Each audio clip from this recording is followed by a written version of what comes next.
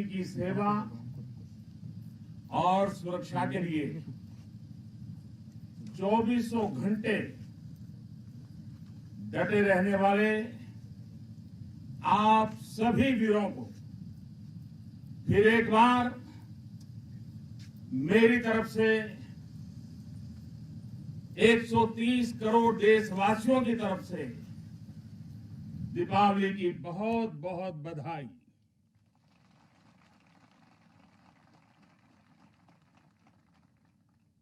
देश की सरहद पर हो, आसमान में या समंदर के विस्तार में, बर्फीली चोटियों पर हो या घने जंगलों में, राष्ट्र रक्षा में जुटे हर वीर बेटे बेटी, हमारी सेनाएं, बीएसएफ, आईटीबीपी, सीआईएसएफ, हर सुरक्षा बल, हमारे पुलिस के जवान, हर किसी को मैं आज दीपावली के इस पावन पर्व पर आदर पूर्वक नमन करता हूं। आप हैं तो देश है, देश के लोगों की खुशियां हैं, देश के ये त्योहार है। मैं आज आपके बीच प्रत्येक भारतवासी की शुभकामनाएं लेकर आया हूं। आपके लिए कोटि कोटि देशवासियों का प्यार लेकर के आया हूं। हर वरिष्ठ जन का मैं आपके लिए आशीष लेकर के आया हूं। मैं आज उन वीर माताओं, बहनों और बच्चों को दीपावली की हार्दिक शुभकामनाएं देता हूं, उनके त्याग को नमन करता हूं, जिनके अपने बेटे हो या बेटी आज त्योहार के दिन पर भी सरहद पर तैनात हैं। वे भी, परिवार के सभी लोग भी अभिनंदन के अधिकारी हैं। एक बार फिर दोनों मुट्ठी बंद करके पूरी ताकत से मेरे साथ बोलिए, भारत माता की, भारत माता की, भारत माता की। साथियों, मुझे याद है प्रधानमंत्री बनने के बाद पहली बार 2014 में दीपावली के पर्व पर मैं सियाचिन चला गया था जवानों के साथ दिवाली मनाने के लिए। तो बहुत लोगों को थोड़ा आश्चर्य हुआ, त्योहार के दिन ये क्या प्रधानमंत्री कर रहा है। लेकिन अब तो आप भी मेरे भाव जानते हैं। अगर दिवाली के पर्व पर अपनों के बीच ही तो जाऊंगा, अपनों से दूर कहां रहूंगा। और इसलिए आज भी दीपावली के पर्व आपके बीच में आया हूं, अपनों के बीच में आया हूं। आप भले बर्फीली पहाड़ियों पर रहें या फिर रेगिस्तान में, मेरी दिवाली तो आपके बीच आकर ही पूरी होती है। आपके चेहरों की रौनक देखता हूं, आपके चेहरे की खुशियां देखता हूं, तो मुझे भी अनेक गुना खुशी हो जाती है, मेरी खुशी बढ़ जाती है।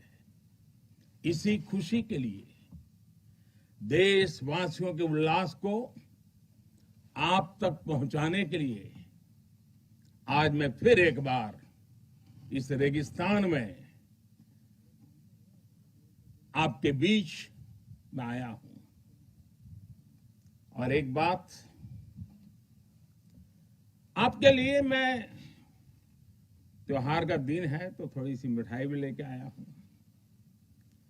लेकिन ये सिर्फ देश का प्रधानमंत्री मिठाई लेके नहीं आया है। ये मेरी ही नहीं, ये सभी देशवासियों के प्रेम और अपनेपन का स्वाद भी उसके साथ लेकर के आया हूं। इन मिठाइयों में आप देश की हर मां के हाथ की मिठास अनुभव कर सकते हैं। इस मिठाई में आप हर भाई बहन और पिता के आशीर्वाद को महसूस कर सकते हैं, और इसलिए मैं आपके बीच अकेला नहीं आता। मैं अपने साथ देश का आपके प्रति प्रेम, आपके प्रति स्नेह और आपके लिए आशीर्वाद भी साथ लेकर के आता हूं। और साथियों, आज यहां लोंगेवाला की एक्सपोज पर तो देश भर की नजरें भी आप पर है। मां भारती के लाडलों, मेरी इन बेटियां, मेरे देश की गौरव देने वाली बेटियां जो मेरे सामने बैठी हैं, उन पर देश की नजर है। मुझे लगता है कि देश की सरहद पर अगर किसी एक पोस्ट का नाम देश के सबसे ज्यादा लोगों को याद होगा, अनेक पीढ़ियों को याद होगा, तो उस पोस्ट का नाम है लोंगेवाला पोस्ट। हर किसी की जुबान पर है। एक ऐसी पोस्ट जहां गर्मियों में तापमान 50 डिग्री को छूता है, तो सर्दियों में शून्य से नीचे चला जाता है। और मई जून में ये बालू जिस प्रकार से आती हैं, एक दूसरे का चेहरा भी नहीं देख पाते। इस पोस्ट पर आपके साथियों ने शौर्य की एक ऐसी गाथा लिख दी है जो आज भी हर भारतीय के दिल को जोश से भर देती है। लोंगेवाला का नाम लेते ही हृदय की गहराई से, मन मंदिर से यही प्रकट होता है, जो बोले सो निहाल, सत श्री अकाल। ये जयकारा कानों में गूंजने लगता है। साथियों, जब भी सैन्य कुशलता के इतिहास के बारे में लिखा पढ़ा जाएगा, जब सैन्य पराक्रम की चर्चा होगी, तो बैटल ऑफ लोंगेवाला को जरूर याद किया जाएगा। ये वो समय था जब पाकिस्तान की सेना बांग्लादेश के निर्दोष नागरिकों पर अत्याचार कर रही थी, जुल्म कर रही थी, नरसंहार कर रही थी। बहन बेटियों पर अमानवीय जुल्म हो रहे थे और पाकिस्तान की सेना के लोग कर रहे थे। इन हरकतों से पाकिस्तान का घृणित चेहरा उजागर हो रहा था, भयंकर रूप दुनिया के सामने पाकिस्तान का प्रकट हो रहा था। इन सब से दुनिया का ध्यान हटाने के लिए पाकिस्तान ने हमारे देश की पश्चिमी सीमाओं पर मोर्चा खोल दिया। पाकिस्तान को लगता था कि भारत की पश्चिम सीमा पर मोर्चा खोल दूंगा, दुनिया में भारत ने ये कर दिया, भारत ने वो कर दिया करके रोता रहूंगा, और बांग्लादेश के सारे पाप उनके छिप जाएंगे।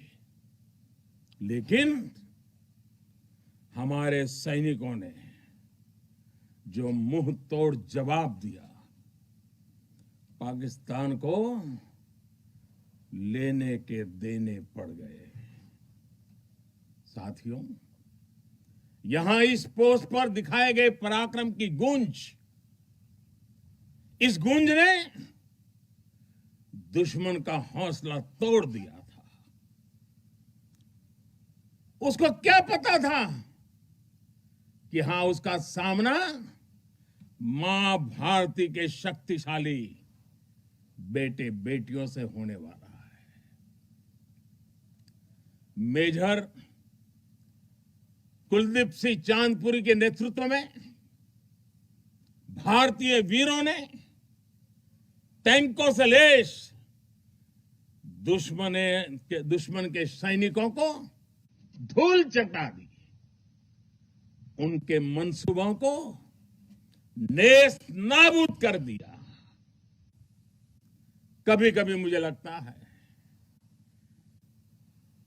कि कुलदीप जी के माता पिता ने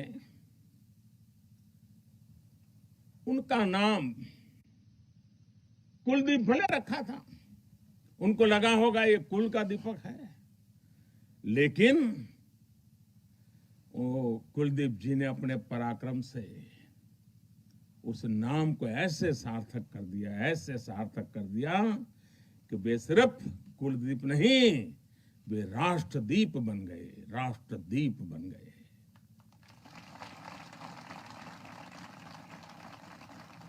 साथियों, लोंगेवाला का वो ऐतिहासिक युद्ध भारतीय सैन्य बल के शौर्य का प्रतीक तो है ही।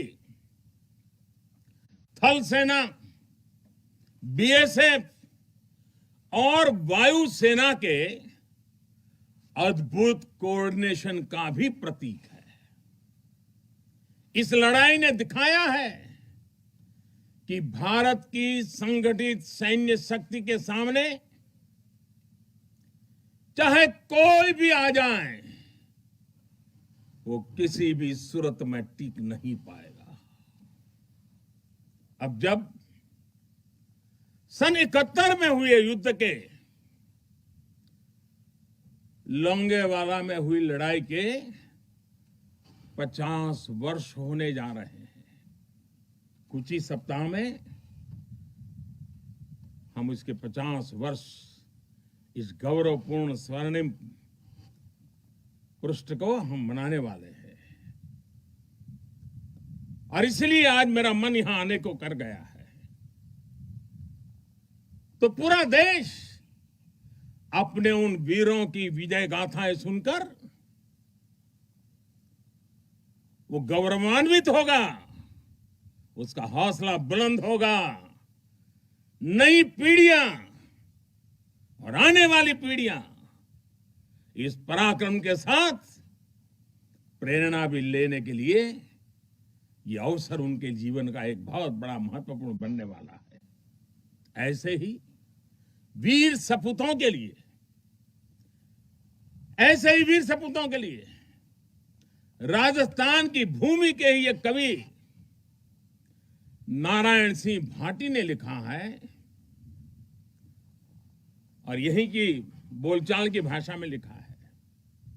उन्होंने लिखा है, इन जैसे घर, इन जैसे गगन, इन जैसे घर, इन जैसे गगन, इन जैसे सह इतिहास, इन जैसी सह पीढ़ियां, पाची तणे प्रकाश, प्राची तणे प्रकाश। यानी अपने वीर सपूतों के बलिदानों पर ये धरती गर्व करती है, आसमान गर्व करता है और संपूर्ण इतिहास गर्व करता है। जब जब सूर्य का प्रकाश इस धरती पर अंधकार को भगाने के लिए अवतरित होगा, आने वाली पीढ़ियां इस बलिदान पर गर्व करती रहेगी। साथियों, हिमालय की बुलंदियां हो, रेगिस्तान में बालू के ढेर हो, घने जंगल हो या फिर समंदर की गहराई हो, हर चुनौती पर हमेशा आपकी वीरता हर चुनौती पर भारी पड़ी है। आप में से अनेक साथी अगर आज यहां रेगिस्तान में डटे हैं तो आपको हिमालय की ऊंचाइयों का भी अनुभव है। स्थिति परिस्थिति कोई भी हो, आपका पराक्रम, आपका शौर्य अतुलनीय है। इसी का असर है कि आज दुश्मन भी ये एहसास है कि भारत के जांबाजों की कोई बराबरी नहीं है।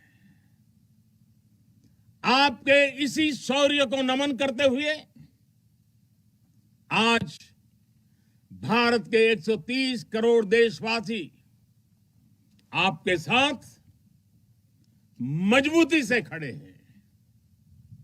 आज हर भारतवासी को अपने सैनिकों की ताकत और शौर्य पर गर्व है।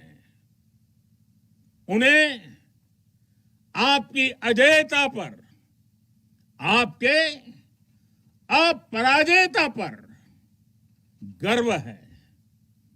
दुनिया की कोई भी ताकत हमारे वीर जवानों को देश की सीमा की सुरक्षा करने से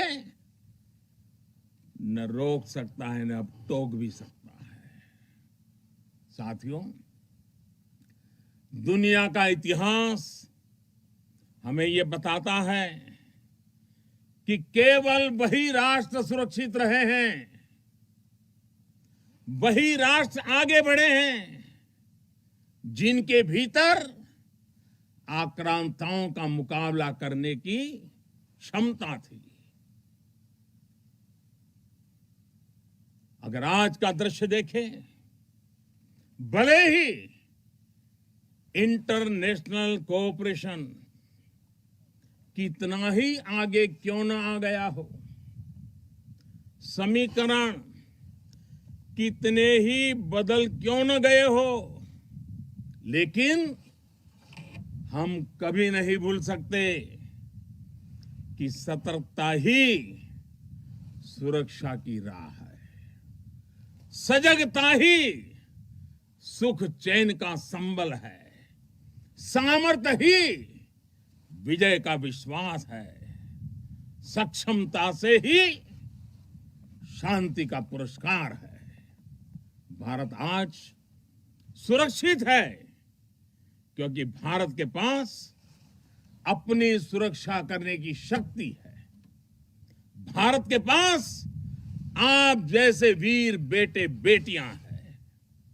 साथियों, जब भी जरूरत पड़ी है, भारत ने दुनिया को दिखाया है कि उसके पास ताकत भी है और सही जवाब देने की राजनीतिक इच्छा शक्ति भी है।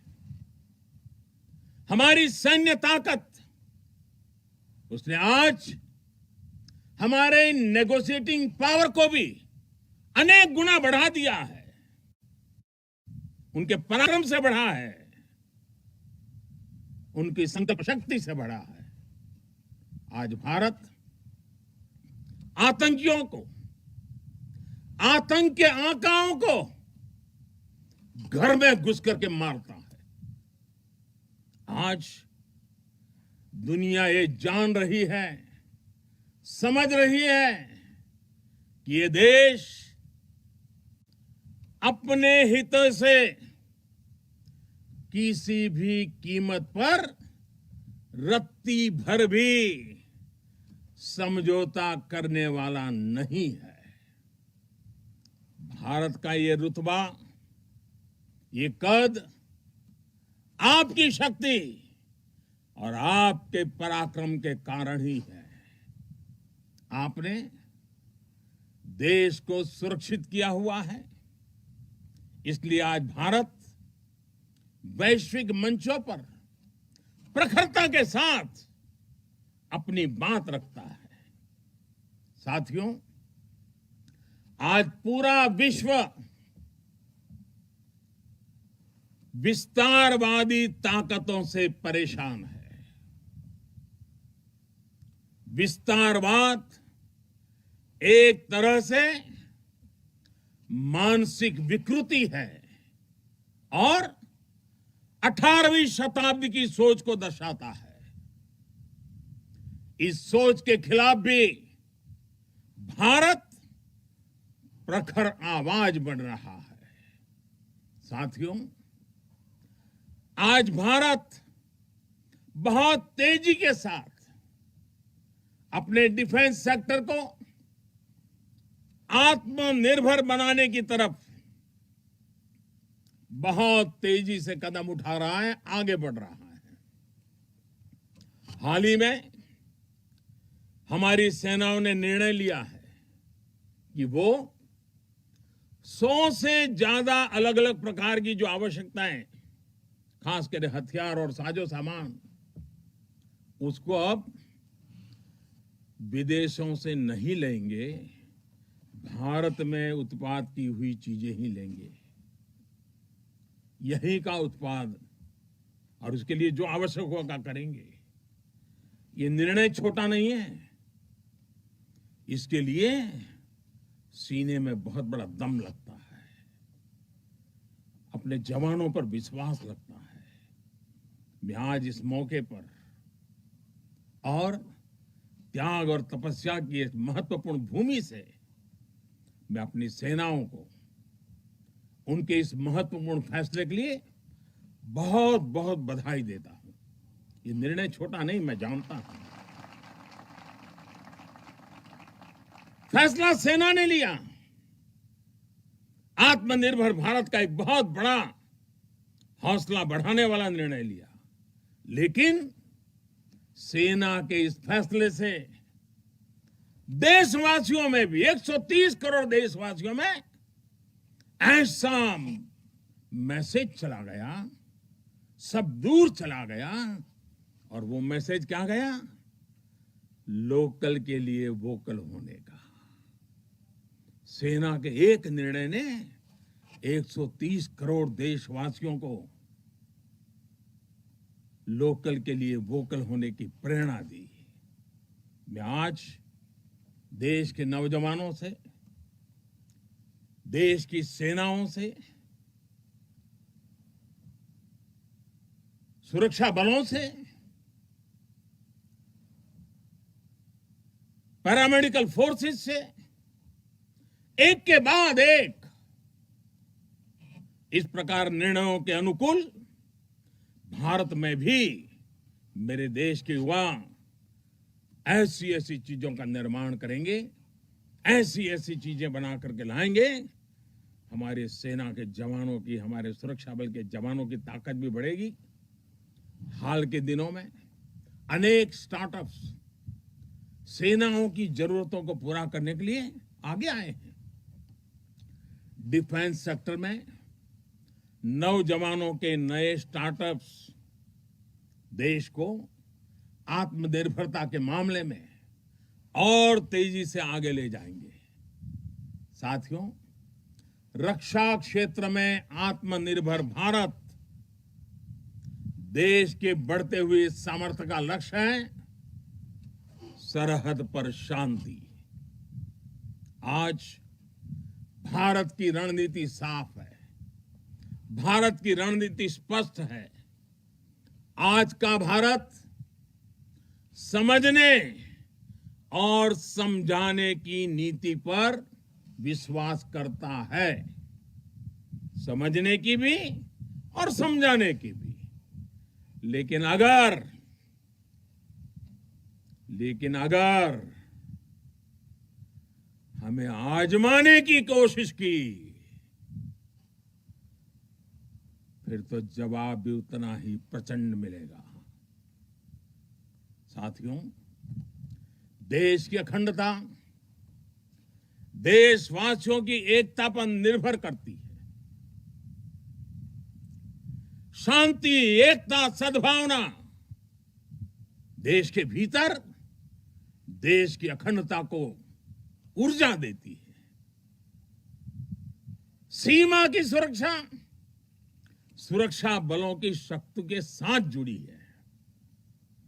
सीमा पर हमारे जाबाजों का हौसला बुलंद रहे, उनका मनोबल आसमान से भी ऊंचा रहे, इसलिए उनकी हर आवश्यकता, हर जरूरत आज देश की सर्वोच्च प्राथमिकताओं में है। उनके परिवार की देखभाल ये देश का दायित्व है। बीते समय में सैनिकों के बच्चों की शिक्षा और रोजगार को लेकर भी अनेक फैसले लिए गए हैं।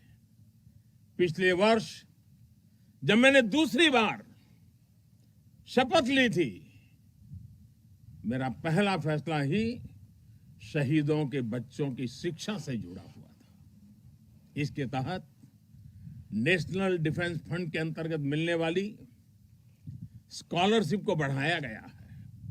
साथियों, सुविधा के साथ साथ वीरों के सम्मान के लिए भी देश में अभूतपूर्व प्रयास चल रहे हैं। नेशनल वॉर मेमोरियल, राष्ट्रीय समर स्मारक, या फिर नेशनल पुलिस मेमोरियल हो, ये दोनों स्मारक देश के शौर्य के सर्वोच्च प्रतीक बनकर देशवासियों को, हमारी नई पीढ़ी को प्रेरित कर रहे हैं।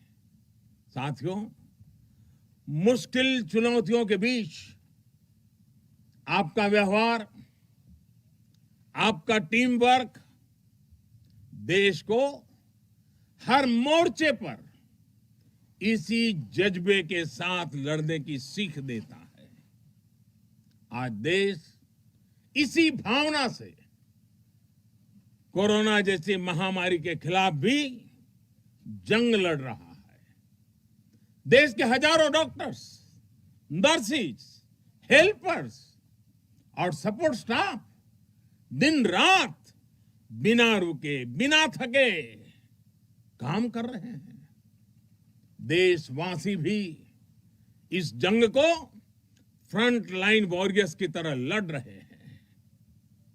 इतने महीनों से हमारे देशवासी पूरे अनुशासन का पालन कर रहे हैं, मास्क जैसी सावधानियों का पालन कर रहे हैं और अपने और अपनों के जीवन की भी रक्षा कर रहे हैं। लेकिन हमें यह भी एहसास है कि अगर हमें मास्क पहनने में ही इतनी तकलीफ होती है, तो आपके लिए ये सुरक्षा जैकेट्स न जाने आपके शरीर पर कितनी चीजें आपको लादनी पड़ती हैं। इतना सब कुछ पहनना कितना कठिन होता होगा। आपके इस त्याग से देश अनुशासन भी सीख रहा है और सेवा धर्म का पालन भी कर रहा है। साथियों, सीमा पर रहकर आप जो त्याग करते हैं, तपस्या करते हैं, वो देश में एक विश्वास का वातावरण बनाता है। हर हिंदुस्तानी के अंदर एक नया कॉन्फिडेंस लेवल आता है। ये विश्वास होता है कि मिलकर बड़ी से बड़ी चुनौती का मुकाबला किया जा सकता है। आपसे मिली इसी प्रेरणा से देश महामारी के इस कठिन समय में अपने हर नागरिक के जीवन की रक्षा में जुटा हुआ है। इतने महीनों से देश अपने 80 करोड़ से ज्यादा नागरिकों के भोजन की व्यवस्था कर रहा है। लेकिन इसके साथ ही देश अर्थव्यवस्था को फिर से एक बार गति देने का भी पूरे हौसले से प्रयास कर रहा है।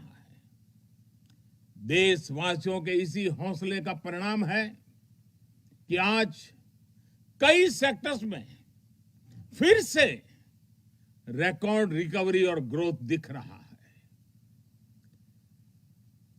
ये अलग अलग प्रकार की सब लड़ाइयां, ये सब सफलताएं, इनका श्रेय सीमा पर डटे हमारे जवानों को जाता है, आपको जाता है। साथियों, हर बार, हर त्योहार में जब भी मैं आपके बीच आता हूं, जितना समय आप सबके बीच बिताता हूं, जितना आपके सुख दुख में शामिल होता हूं, राष्ट्र रक्षा का, राष्ट्र सेवा का मेरा संकल्प उतना ही मजबूत होता है।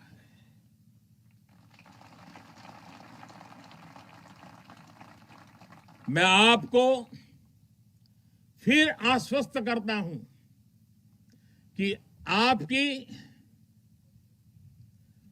निश्चिंत होकर अपने कर्तव्य पथ पर डटे रहें। प्रत्येक देशवासी आपके साथ है। हां, आज के दिन मैं आपसे एक मित्र के रूप में, एक साथी के रूप में 3 बातों का आग्रह करूंगा। और मुझे विश्वास है कि मेरा यह आग्रह आपके लिए भी हो सकता है संकल्प बन जाए। पहला, कुछ न कुछ नया इनोवेट करने की आदत को, नई तरीके से करने की आदत, नई चीज खोज करके करने की आदत, इसको जिंदगी का हिस्सा बनाइए। और मैंने देखा है कि इस प्रकार की जिंदगी गुजारने वाले हमारे जवान, उनकी क्रिएटिविटी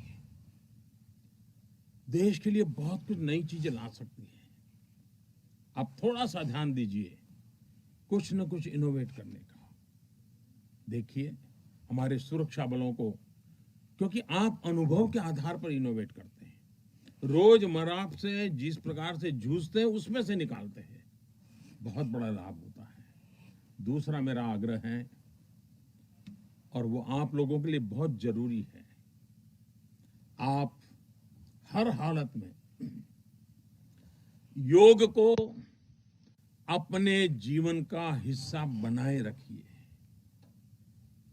और तीसरा, हम सब की अपनी अपनी मातृभाषा है। हम में से बहुत लोग हिंदी बोलते भी हैं, हम में से कुछ लोग अंग्रेजी भी बोलते हैं। इन सब से तो हमारा स्वाभाविक नाता रहता है। लेकिन जब ऐसा सामूहिक जीवन होता है, एक मेरे सामने लघु भारत बैठा हुआ है, देश के हर कोने के नौजवान बैठे हुए हैं, अलग अलग मातृभाषा के नौजवान बैठे हुए हैं, तब मैं आपसे एक और आग्रह करता हूं कि मातृभाषा वो जानते हैं आप, हिंदी जानते हैं, अंग्रेजी जानते हैं, क्यों ना अपने किसी एक साथी के पास से भारत की कोई एक और भाषा आप जरूर आत्मसात कीजिए, सीखिए। आप देखना वो आपकी एक बहुत बड़ी ताकत बन जाएगी। आप जरूर देखेंगे ये बातें आप में एक नई ऊर्जा का संचार करेगी। साथियों, जब तक आप है, आपका ये हौसला है, आपकी ये त्याग और तपस्या है, 130 करोड़ भारतवासियों का आत्मविश्वास कोई नहीं डिगा पाएगा। जब तक आप हैं, तब तक देश की दिवाली इसी तरह रोशन होती रहेगी।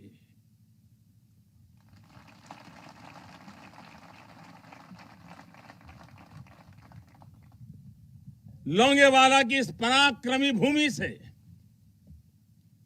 वीरता और साहस की भूमि से, त्याग और तपस्या की भूमि से मैं फिर एक बार आप सबको भी और देशवासियों को भी दीपावली की अनेक अनेक शुभकामनाएं देता हूं। मेरे साथ पूरी ताकत के साथ दोनों मुट्ठी ऊपर करके पूरी ताकत से बोलिए, भारत माता की, भारत माता की, भारत माता की, भारत माता की, भारत माता की। बहुत बहुत धन्यवाद।